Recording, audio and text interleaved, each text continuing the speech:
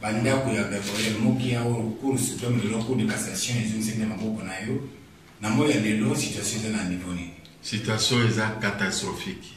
Il faut pouvoir yesika état la makambo ya justice. Réforme ya justice est très nécessaire. Pour si to bandaki makambo na 1996 97 biso to sombi bandako. Toujours utiliser banque ekei kofunda biso. Tolongi pour tribunal s'est déclaré incompétent. Banque ekei na cour d'appel à Longi. Molokola nini soko formuler appel ou bien cassation et puis qui s'amite que mon toate kabanda kobasa. Mais au côté qu'à moi vos risques et péril. Pendant que biso to acte cassation pour la même banda kwana toujours samba na cour de cassation cour suprême à l'époque. Baka teki bandako na Israélien moko soki Israélien nini wa mais c'est Keller a kaboli lopango nanga côté ya nini grand hôtel côté moko atekeli ngoy kasanji côté muso atekeli gouverneur à Banque centrale to ya wana na côté ya cour suprême ndako muso zaki wana batekeli yango soki moto moko siko nazoka ane parce soki Selemani soki c'était Selemani na ibebete sonde kwa Kabila asomi ba nda iase kokonyangi atekeli yango soki madame la Sogemipe soki o ali mutasala ka bafere ya Kabila mais ba teki yango aller risque et péril siko toki na cour de cassation est cassé arrêt et pesa ki bango makasi po bateka banda quoi.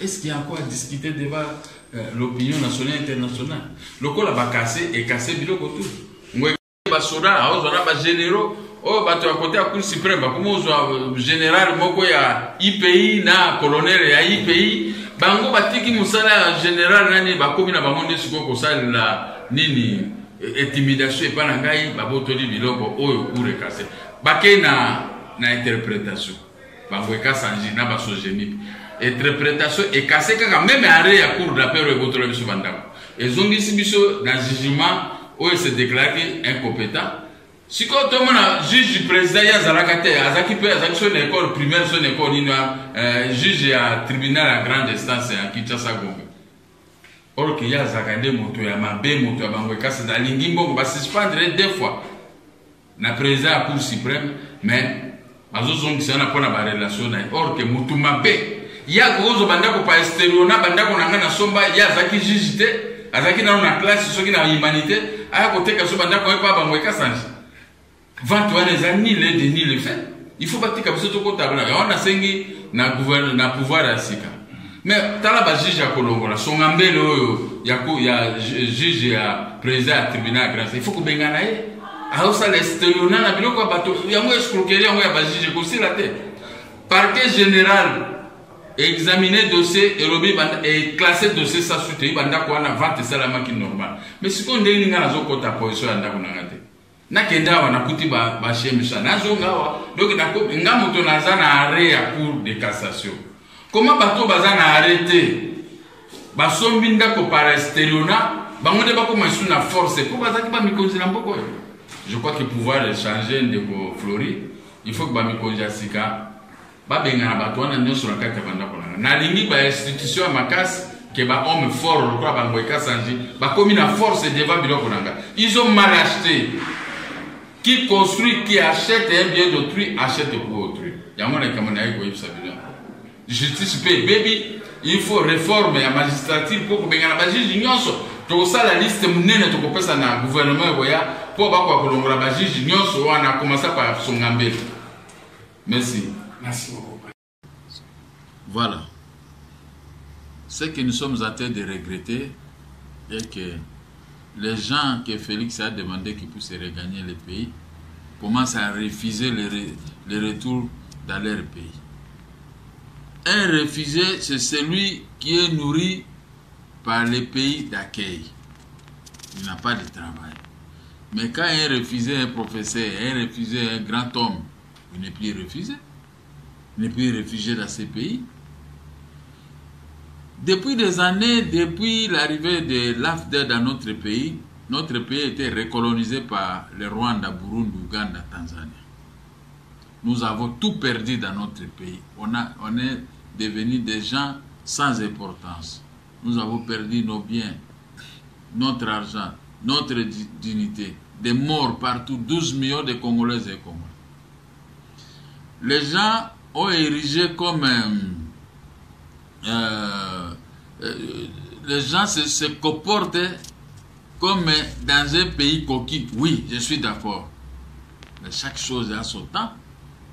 Et toujours à sa fin. Tous les Congolais et Congolaises qui sont à l'étranger ont pris comme langue des injures. Une partie, bien sûr, ce n'est pas tout le monde. Des injures, des corrections. Quand quelqu'un veut faire ceci, il y a quelqu'un qui connaissent. Quand on veut ceci, il y a quelqu'un qui connaissent. Mais ils sont plongés dans un domaine qui ne concerne pas la politique. Nous connaissons les politiciens qui ont été dans notre pays depuis l'indépendance, avant l'indépendance jusqu'à aujourd'hui. Mais ils nous ont montré les combats, tels qu'avait dit Lumumba. On nous a donné l'indépendance économique, l'indépendance politique. Nous avons vendu les deux, nous. Les deux indépendances ont été vendues. Maintenant, nous avons fait une lutte. Moi, j'ai ramassé des grenades lacrymogènes depuis des années. J'ai été arrêté 8 fois. Je n'ai jamais volé quelqu'un. J'ai été dans plusieurs cachots 19 fois. J'ai lutté pour obtenir un changement. Et les autres qui voyageaient en Europe, ici, on a fait des marches. Il y a même l'IDPS qui faisait des marches avec les hommes nus devant nos enfants. On n'a pas gagné. On continue toujours à tuer. Regardez notre marche bien reçue de 19 janvier 2015. 680 morts qui ont été atterrés là-bas vers Malou. On n'en parle pas. Mais il n'y a que des corrections. Des corrections, on veut faire ceci, non, c'est pas ça. Ces gens-là qui corrigent, ils oublient de quelle façon ils sont atterrés en Europe. C'est malheureux. Mais l'un de nous, fils de ce pays, quelle que soit la façon dont il est accédé au pouvoir, disons, c'est comme ce que disait le maréchal Mobutu. S'il faut pacter avec le diable pour notre pays, nous allons pacter avec lui. C'est-à-dire quoi? Pour sauver notre pays, nous pouvons coopérer avec n'importe qui. Pour qu'il y ait un résultat. Maintenant, il y a un résultat. Vous savez que tous ceux qui sont là, que vous craignez, ah, Félix n'a pas le pouvoir, ah, tout ça, Félix a le pouvoir. Mais vous tous, venez l'encadrer. Ces gens, ils quitteront ce pouvoir, ils vont fuir. Parce qu'on ne peut pas attaquer le chef de l'État directement qui est connu par la communauté internationale et proclamé par la Cour constitutionnelle. Donc il a la légalité, il a l'effectivité du pouvoir. Mais vous êtes là de loin qu'à aller dire des histoires qui ne cadrent pas avec des réalités. Mais c'était un combat contre les Rwandais, Ougandais, Burundais, Tanzaniens. Nous venons de gagner, premier match. Maintenant, on doit continuer le même combat pour faire partir tout le monde. Ah, Kabila n'est pas parti, son cortège est supérieur au cortège de Félix. Oui. Oh, il a pris l'avion présidentiel, mais oui. Mais il a prêté serment. Maintenant, ils doivent nommer un informateur. Après le formateur, on va former un gouvernement. Le gouvernement va présenter son programme au niveau de l'Assemblée du Parlement. Après cela, le gouvernement va entrer maintenant en musique. Et Félix va asseoir son autorité sur tout. Il y a des Congolais qui vont nommer à la défense, à la sécurité, à ceci. Du coup, il ne peut pas balayer tout le monde qu'il a trouvé. Non, non, non, non. Ces gens, ils peuvent se retourner mal contre lui. Il n'a pas encore des assises. Laissez-les nommer déjà capables comme nous, comme les autres. Nous allons nous découdre avec tous ces gens. On va débrayer le terrain. Et Félix maintenant aura un environnement meilleur pour opérer. Mais vous êtes loin, vous ne connaissez pas. Vous avez crié, vous avez insulté, vous avez parlé de balivernes, des mensonges, des messages, des reproches inutiles. Mais celui qui était sur place, qui est venu de l'Europe, il a pris le pouvoir. Mais il faut les soutenir. Les Rwandais partiront. Il ne faut pas déboulonner Félix. La communauté internationale ne va pas accepter cela. Mais Congolais, il y a un salabino pédant dans mon kilo. Kaka koloba. Hein? Vous quand même sonité. Auria koloba. To construire sécurité à Congo. To kanabiso nous surtout dans la paix, dans l'unité, concorde nationale. Banguna bakokima. Mais banguna bazana na tozo pesa bango espoir. Oh non! Pouvoir est comme on a bisoté. Mais Félix Aza Moulouba Aza au Satre Aza Congolais. Pouvoir est zonge par Nabiso. Tika bisoto bunda toko sali saye na bino boya. Bon nini to bengana bapayo bino bozo bang. Yo moni bisoto soki mamboko bisoto zakaka. Bazo nyoko la biso ba osa biso makamuto ni moki azakaka wana batonaye. Mais toko appuyer Félix jusqu'à ce toko récupérer mboka. Mais bino moko bomba na kuna bolia ka ba friti na bapa na mboka bapaya. Mais kaka ko pesa ba leso bo pesa na ba leso. Bokozo ba musu ba baki awo ba kota na ba colonne soki 5e colonne 10e colonne. Mais ouais ba colonne. Kaka muto azaki visible lokola biso ba moki yenda zui pouvoir. Na lobaka na bino tika to meka abo boki mbongo na mai. To boki mbongo na mai. Mbongo na biso to boki na mai siko epese espoir na bara Congo. Que tozo récupérer mboko yo, mboko yo kozonga pays de nos ancêtres. Botika biro balo ba na ba Facebook. Bino tu boko mika ba journaliste, bino tu boko mika sokini ba journaliste batangi musana tika balo bandenge. Otala ka différence entre bino ba mercenaires ba biloko ba réseaux sociaux na ba journaliste. Omona que journaliste azo pe son message ya bien. Mais bino zaka message moko catastrophique. Message moko oyo ke bolingo tumba mboka. Bino bo tumba mboka.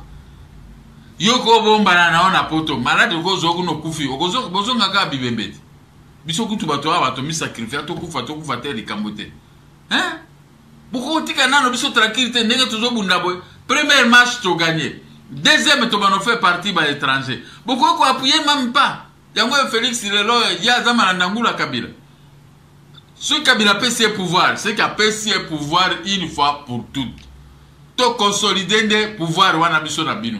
Mais bino bozo zonga kala makambo asa ya kala kwa mbongo akala.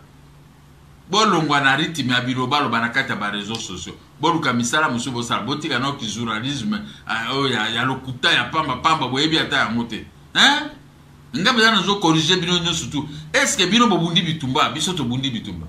Est-ce que bino bozo ba grenade lacrymogène na miso biso to komamba miso rouge to perdre tout to zawa. Tozo bengana ba homme fort to ko former gouvernement ba homme fort ba ko zalate.